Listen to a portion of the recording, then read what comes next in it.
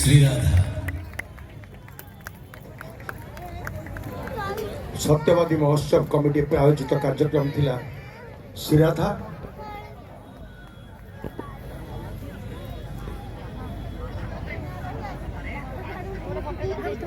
अनुरोध करी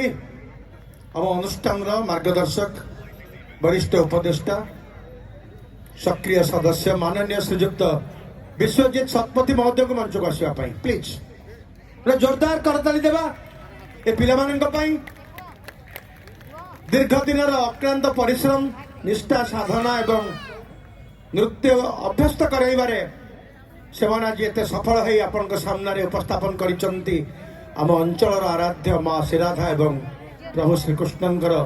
किंवदंतीमूलक नृत्य नाटिका श्रीराधा प्राय समस्ते आम सत्यवादी जो मैंने शिखाई से भी सत्यवादी